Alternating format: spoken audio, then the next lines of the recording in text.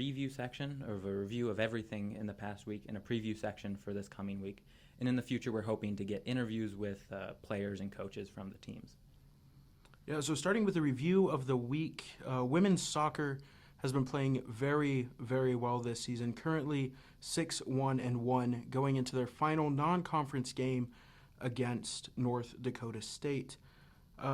Against Louisiana and the University of California, Santa Barbara, last week the Vandals shut both teams out. Against Louisiana, they won 3-0 with Jaden Hanks, Jade Sprague, and Annika Farley all scoring. Idaho had 12 shots with 7 on goal. Louisiana had 6 with 4 on goal. Idaho has done a very, very good job at limiting shots on goal against other teams. With UC Santa Barbara, Idaho won 1-0 with a goal from Maddie Lasher, where the University of Idaho had 9 shots, with 5 of them being on goal, where UCSB had 6 shots with 2 on goal. And it is really hard to score if you're only shooting on the goal twice. But in this game, Idaho had 11 fouls, the second time they've had 11 this season, the first being against Nevada for their first game at home of the year. Yeah, Vandals women's soccer has been playing really well this year. Their defense has been amazing. What are they on, a 6 shutout streak, 6 games? Yeah, so all of their wins this season have been shutouts. Their one tie going 0-0 against St. Thomas. The only loss they've had this season was against one of the best soccer teams in the West, against the University of San Diego, going 7-2 there, which 7 is a lot to score in a soccer game. So the women coming back to the Kibbe Dome and shutting out Nevada and shutting out every team since is very impressive. Yeah, it's been very fun to watch their defense play, just limiting any shots that the opposing team can have on the goal. Yeah, especially with Kira White being a freshman coming in to Idaho from Germany, coming in and just playing very aggressive defense as a goalkeeper. As we said, 6 shutouts, especially from a freshman, is very impressive. Yeah, I mean, we're going to talk a little bit about her more later in this episode. But, she's won Player of the Week multiple times, and she has just come in and dominated this season. Yeah, and it is a very different scene in women's sports. The other women's sports this fall being volleyball, winning 2 games today after 9 straight losses to start the season. Coach Gonzalez came in with a schedule that was set by last year's coaches, and coming in playing 12 straight games on the road, 4 separate tournaments, is not easy for a team with 12 freshmen and a new coach. But those wins this morning against Wyoming and against Morehead State, beating Morehead State this morning 3-0 after only winning 2 sets previously this season, and then beating Wyoming 3-1 with that close set there at the end, winning 23-21. Yeah, no, it'll be interesting to watch how this team plays the rest of the season. Obviously, starting out 0-9 is not easy, but they've gotten these 2 wins today. They're playing again tomorrow morning at the time of recording, and they could be turning their season around and setting things up for a good future. Yeah, coming into conference play, minimum 2-9 max, or minimum 2-10 max 3-9. Coming in against Sacramento State is going to be a challenge, of course. But with Coach Gonzalez, who has historically been one of the best coaches at the Division I level for volleyball, back in about 20 years ago, taking Long Beach State to an undefeated season with a championship there. Hoping to do the same in his tenure at Idaho. Yeah, I'm looking forward to watching the rest of the season for women's volleyball. Turning now to football, we're going to do a review not just of the past game against Indiana, but the game against Indiana and WSU. Vandal defense played really well. Yeah, it's been kind of weird being a first-year student last year. The Vandals were losing against Power 5 teams at the beginning of the season by 40 points, and to come in and only lose these last 2 games by a combined 20, going to Indiana having the weather delay, having that 8 p.m. game where they were at, 5 p.m. Pacific. Coach Eck, was trying to keep the team on the Pacific time schedule, which he did pretty well, and you could see the team in the first half, coming out 10-0, and against WSU the first quarter 10-0. The defense in the first half of Vandal football games this season has played very well. Yeah, and this is what I noticed last year is the Vandals are very much so a first half team. They come out, they compete in the first half, they go away to halftime, and then they come back and then they start losing. That has been the case this season, but we've also played 2 Power 5 teams. Mm-hmm. Yeah, Coach Eck also told his players after the Indiana game and told the press this as well, that maybe he just has to have better halftime speeches. Going into to Indiana was tough, but when you're up 10-0 at the half, you have to hold on to that. You cannot give up 23 points in the third quarter. Both teams scoring 12 in the fourth. It was just that third quarter where we also saw against WSU. Vandals struggled coming out of the locker room after half. Yeah, and that WSU game was so fun to watch. Obviously, there's a huge rivalry there, WSU, U of I. And I remember watching that first quarter and seeing the Vandals go up 10-0, and it just felt like a different team than last year's team. Yeah, we haven't seen a Vandal team like this since the bowl win in 2016. And then 2017, where the Vandals were kind of in limbo before coming back to the Big Sky in 2018. We heard a lot of fans over the offseason getting excited for the Eck era. With Paul Petrino being bought out and Jason Eck coming in, being announced in mid-January, Vandal fans were ready to see what Coach Eck could do. And, they don't count moral victories in the win column, but Vandal fans and the Vandal football team are excited with what they're seeing. Coach Eck has continued to say that his team needs to play better, but, going on the road 8 miles to Pullman and then 3 hours to a 3-hour flight to Indiana, it wasn't easy on that team. But, playing Drake today is going to be a very exciting game for Vandal fans. Yeah, you can just feel it on campus. Last year, there was never this much excitement for a football game. This home opener, there's a lot of excitement on campus. Yeah, with the Vandal football team being outside the I-Sub, I believe it was on Tuesday, just getting fans ready, and then going to the Greek houses last night, getting Greek excited. The tailgate starting at 10 a.m., and the football game starting at noon. Nobody really likes a noon game just as much as they don't like 8 p.m. game. But the Vandals will play a lot of noon games this year, which is good, I guess, for people who don't sleep in and for people who don't eat lunch. But it should be exciting to watch, and it should be a fun team both on offense and defense this year. Mm-hmm. That's the thing I noticed when Eck was brought in. He was the offensive coordinator at South Dakota State. And I remember I was watching some clips from South Dakota State games, and that offense was just fun to watch. It was a very watchable football team, which last year's team just wasn't. Yeah, you had fans come in. The student section was packed in the first half, and then the band performed at halftime, and students were gone. I don't think that's something we're going to see a lot this season. I think students are excited for what Coach Eck brings, and I think Coach Eck has built a connection. The first time I saw the guy was at Chick-fil-A last spring. So, he loves the students here on campus, and he wants us to be there, coming out and saying he wants to have 10,000 fans in the Kibbe Dome. I don't know the last time we saw 10,000 fans in the Kibbe Dome, if ever. No. And it should be fun to watch. Should be fun to see what Coach Eck has up his sleeve for this Drake game. Yeah, Eck has definitely connected with the community almost immediately, posting about the Corner Club and getting involved in Moscow culture. It has been great to see because I don't think Petrino ever did that, or at least from what I know. Yeah, I never saw Petrino around campus at all. You saw him at the game on Saturday, and that was it. So people are getting excited, as they have said, and it'll be a good one this weekend. Yeah, I'm really excited.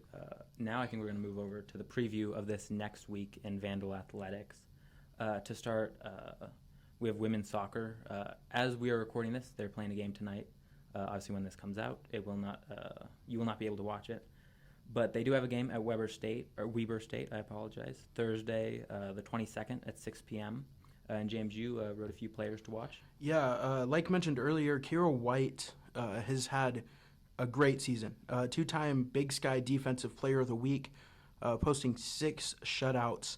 The game against Nevada, what I saw from her was amazing. You know, she took a soccer ball to the stomach 3 times in a row from Nevada offensive players and never let the ball in the goal. So she'll be fun to watch. And junior forward Maddie Lasher was Big Sky Player of the Week last week. She also leads the Vandals in assists and goals with 3 apiece.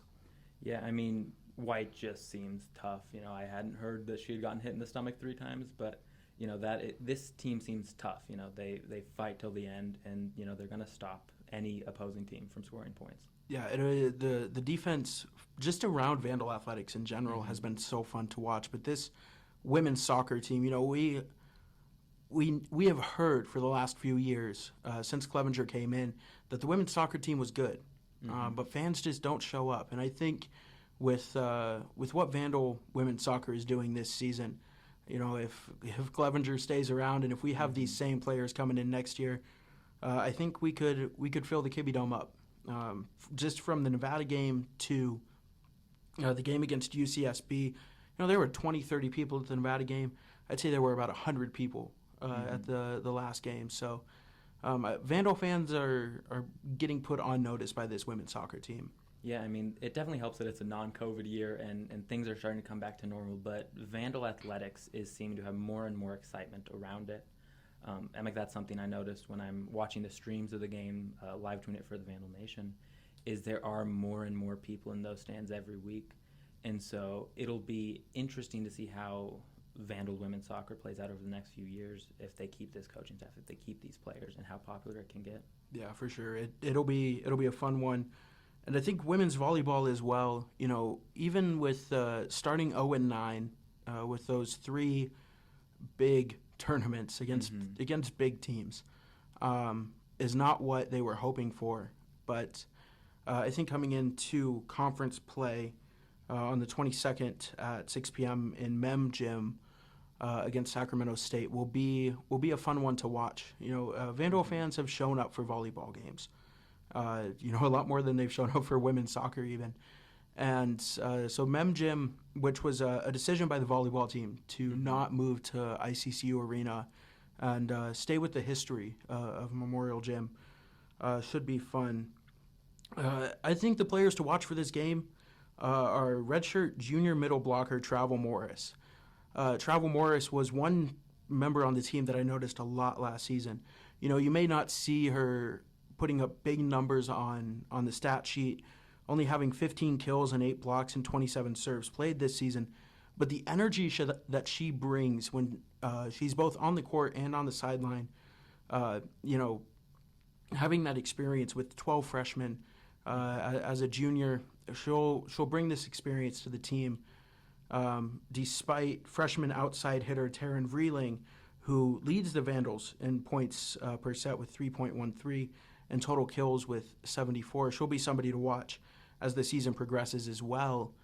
But I would look at both of these, you know, redshirt junior middle blocker Travel Morris to be a leader on the team, with Taryn Vreeling coming in as a freshman, playing very well so far this season. Yeah, I mean, I'm not a big volleyball person. I don't know what this means. I don't know what any of these stats really mean.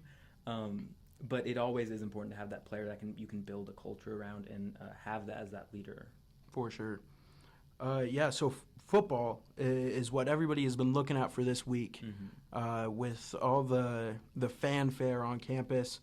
You know, Vandal football has probably spent more time on campus than they have on the practice field this week, getting people ready for the game. Playing Drake at noon. And the players to watch I have for this, first of all, is junior kicker/punter Ricardo Chavez, who had a field goal against Indiana, and I think he had a field goal against WSU as well. But he set 2 school field goal records at Riverside City College for 56 and 59 yards. Now, mind you, the NFL record is 61 yards for a field goal. He also punted a 45-yarder against WSU and 50-yarder against Indiana. Coach Eck mentioned that his special teams have to play better.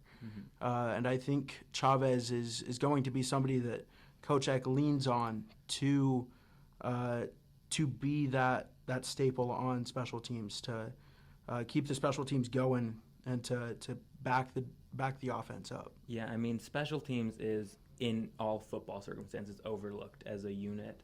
You saw against the Indiana game 2 kickoffs going out of bounds. Field position is so important in football, and when you're playing these long games, you don't want your defense playing on short fields. And so having a kicker and having a kicker punter that can make those long punts, make those long kicks, and kick field goals when you need them to is so important. For sure. We have seen an era of good kickers here. Coffey a couple years ago, and the kicker from last year, and now Chavez. We have a very good special teams aroma, really, here at the University of Idaho. Same on defense. Senior linebacker Favai, who, if you're a Vandal fan, you've heard his name a lot in the media the last few weeks. Going against that WSU game, he's a transfer from Washington State, spent 2 years at WSU before coming to the better side of the Palouse. But he has had 68 solo tackles and 67 assist tackles in his 68 games so far at Idaho, along with 3 forced fumbles. Getting the ball out of an offensive player's hands and picking it up on defense has been huge for Idaho. Yeah. The three fumbles against WSU that they forced and the 2 fumbles against Indiana really kept them in those games. Yeah, I mean, watching that WSU game, it was such a hot start, and that is exactly how you want to start a new season with a new head coach. That just felt like there was a fully new era of Vandal football watching those. And good tackling cannot be overstated how important that is. You're not going to win if you're not going to tackle, and clearly Favai can tackle really well. Yeah, the shirts that Favai has made for some of his fan base, so nice they named him twice. He is such a good player on defense. He's such a leader in the locker room, and he's gonna have a good season. Along with freshman running back Anthony Woods, who when I was watching him in one of the scrimmages during the fall camp, he had a 65-yard rushing touchdown in the scrimmage. And against WSU, he had 50 yards in 9 attempts and 50 yards in 12 attempts against Indiana. Roshan Johnson, senior running back, has had such high praise for Woods. When I met with Roshan after practice last month, he's spending 8 hours a day with these guys. He was spending a lot of time getting them ready. And that senior leadership cannot be overlooked, especially when you have such a deep running back core. I imagine that Coach Ford is very excited with what he is building in that backfield. Well, yeah, I mean, running the ball is another very important part of football, setting that ground game. This is a physical team, and Anthony Woods has definitely stood out the past few games. This is a running team, and it is exciting that they have a young player that hopefully is going to be here for a long time and is going to be able to run the ball really well. Yeah, for sure. Also, the duo that I said in an article a couple weeks ago, or last week before Indiana, to look out for was Giovanni McCoy to Jermaine Jackson. Jermaine Jackson against WSU had 110 yards on 5 catches. He had a slower game against Indiana with 48 yards on 1 reception. But this really showed the skill of Jermaine Jackson, being able to catch a deep ball. And redshirt freshman Giovanni McCoy, 212 yards, 21 for 32 against WSU. Also had 204 yards, 13 for 23 on his attempts against Indiana. Last season, he had 205 total yards in 3 games. Starting out his season against Eastern Washington in that huge loss last year. But he came out as a true freshman and really showed up last season. And the heart that he has is what I would say made him the starter for this year. A lot of people in the offseason were saying it was going to be C.J. Jordan.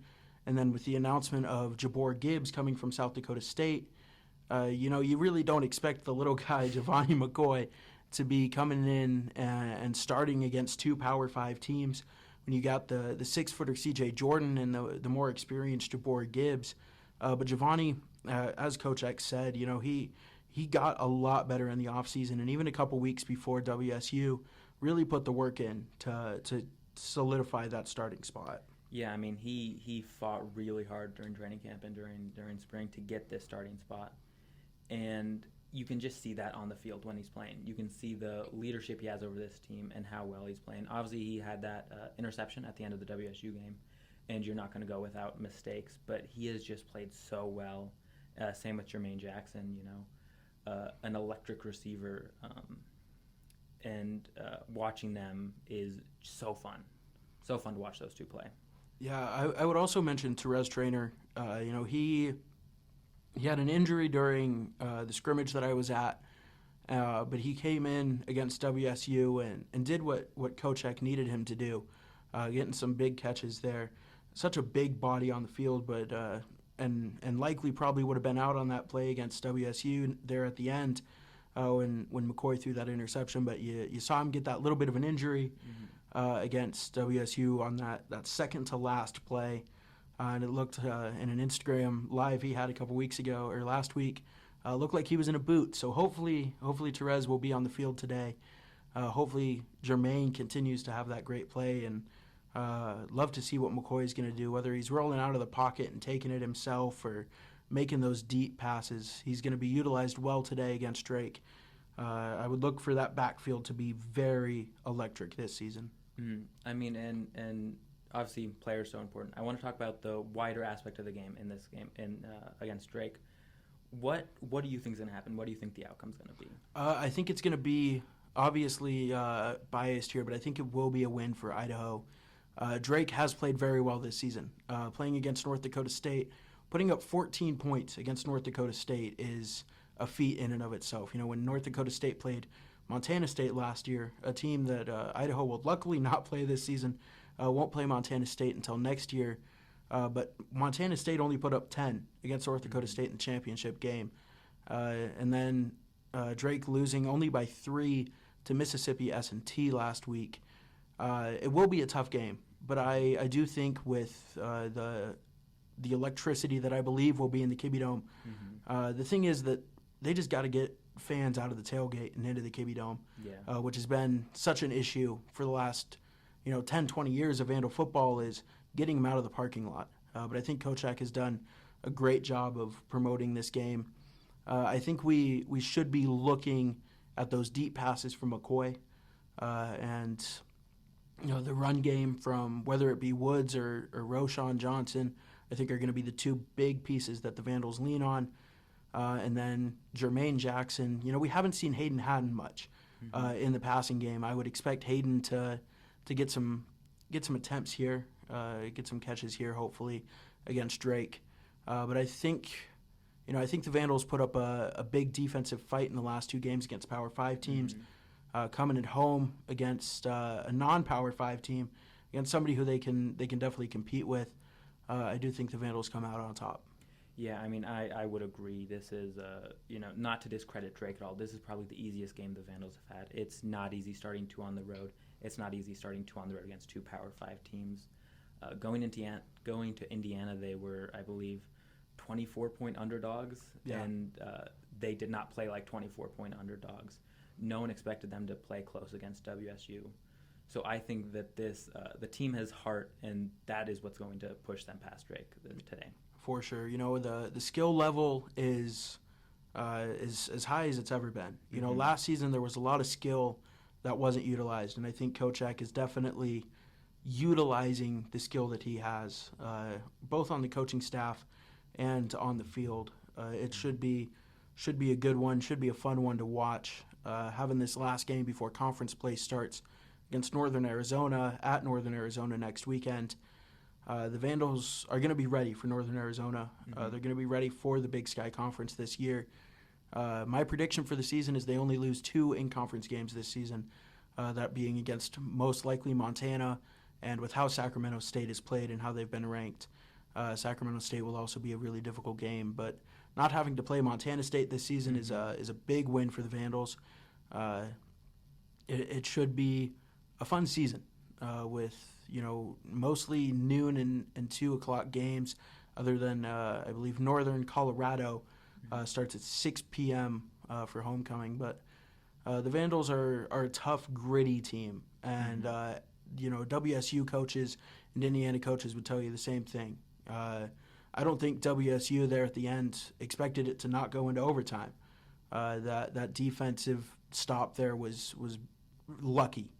And Indiana, if they don't have that, if Idaho doesn't have that safety for Indiana to get that touchdown and then the 2 extra points there, I think the Idaho Vandals win that game as well. But putting up 23 points in the third quarter, not being able to get a stop there was difficult for them. Yeah, I mean, and I think the word you used to describe them best was grit, and that is very much so how all Vandal teams are playing right now. This Vandal women's soccer team's playing with grit. This volleyball team, these past few games, they've won them. They're playing with grit, and I think that there's a different feeling on campus about Vandal athletics this year. There's a lot of excitement for them.